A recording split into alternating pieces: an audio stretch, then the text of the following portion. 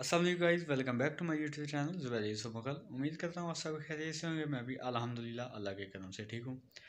आज जिस वीडियो पे मैं रिएक्ट करने वाला हूँ उसका टाइटल है J20 beats Indian Rafale bye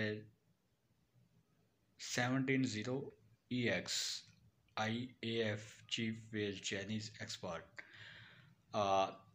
ये जो वीडियो है ये AM रात की वीडियो है और इस वीडियो का और इनके चैनल का जो लिंक है वो मेरे डिस्क्रिप्शन में मिल जाएगा, तो आप जाकर ज़रूर विज़िट कर सकते हैं और इनके चैनल को सब्सक्राइब कर सकते हैं।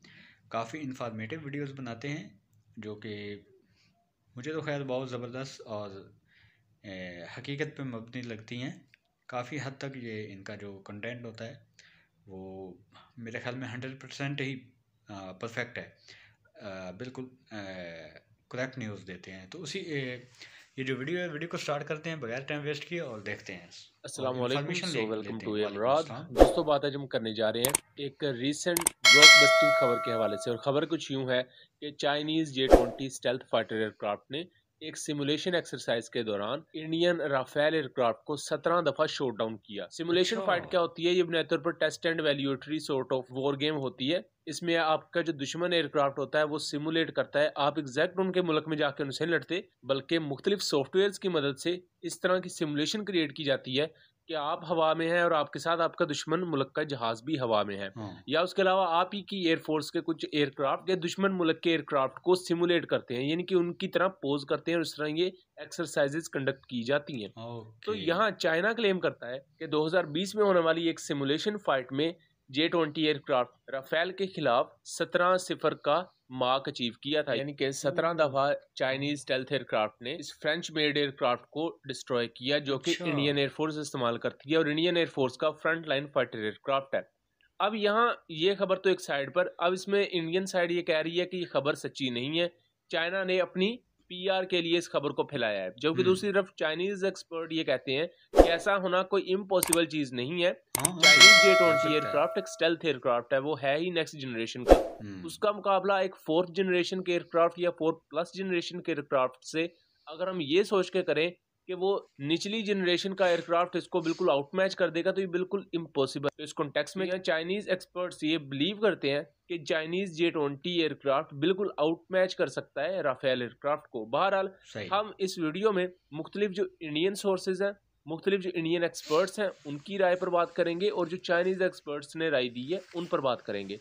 सबसे पहले अगर हम आ जाएं तो एक इंडियन एयरफोर्स ऑफिशियल, एक इंडियन एयरफोर्स की तरफ से जराए हैं, उन्होंने यूरेशियन टाइम को ये बताया कि चाइना ने ये जो J20 एयरक्राफ्ट को लेकर ये तमाम एक्सरसाइजेज कंडक्ट की, उसका बुनियादी तौर पर काम ये था कि J20 एयरक्राफ्ट को कुछ क्रिटिकल स्ट्रेंथ के साथ इक्विप करना। और यहाँ इंडियन एयरफोर्स की तरफ से जो एक्सपर्ट हैं वो ये क्लेम करते हैं कि ये जो उन्होंने क्लेम किया है 17-0 से हरा दिया राफेल को, ये पॉसिबल नहीं है, इन रियलिटी पॉसिबल नहीं है। अगर 17 दफा हराया भी है तो फिर एटलीस्ट 3-4 दफा राफेल ने भी J20 को हराया होगा, क्योंकि इससे पहले राफेल ने F-22 को क्लोज कॉम्बैट में अपने निशाने पर लिया था। और इवन जो 4+ जनरेशन एयरक्राफ्ट है ये काफी ज्यादा मनूवरेबल होते हैं।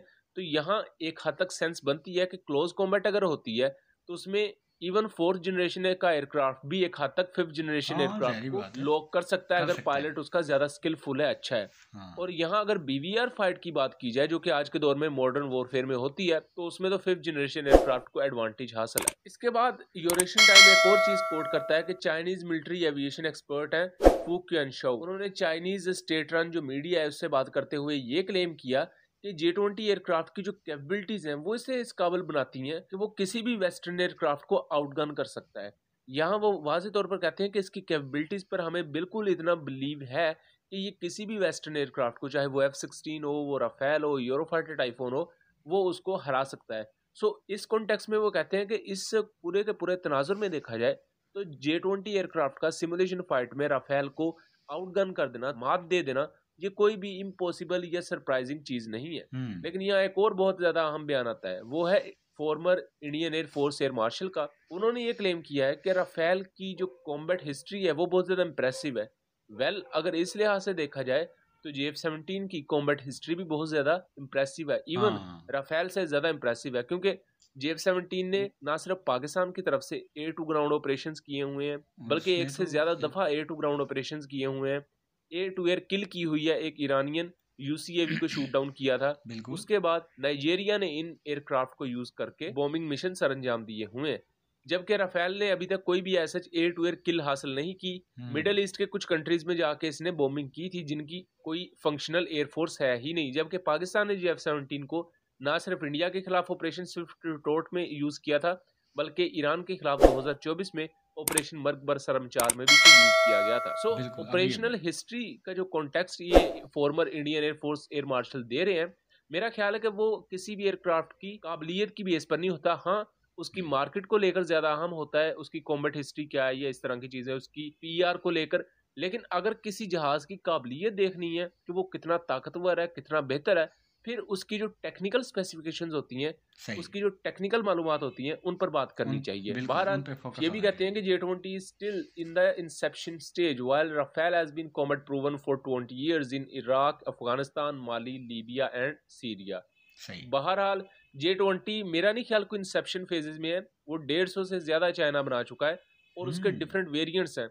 हाँ, जो फर्स्ट वेरिएंट था इसका J-20 का, उसमें कुछ हो सकते हैं मसले मसाइल, लेकिन जो अब जिस लेवल का J-20 चाइना बना रहा है, उसकी तो खुद अब अमेरिका क्यों अपने F-35 की प्रोडक्शन को तेज कर रहा है। जाहिर बात है उन्हें कोई खतरा महसूस हो रहा है तो भी तमाम चीजें कर रहे हैं। और इससे पहले J-20 पैसिफिक ओशन के ऊपर 2 दफा अमेरिकी F-35 के मुकाबले में जा चुका है और इसकी तारीफ खुद पैसिफिक कमांड के एक जनरल ने भी की थी अमेरिका के।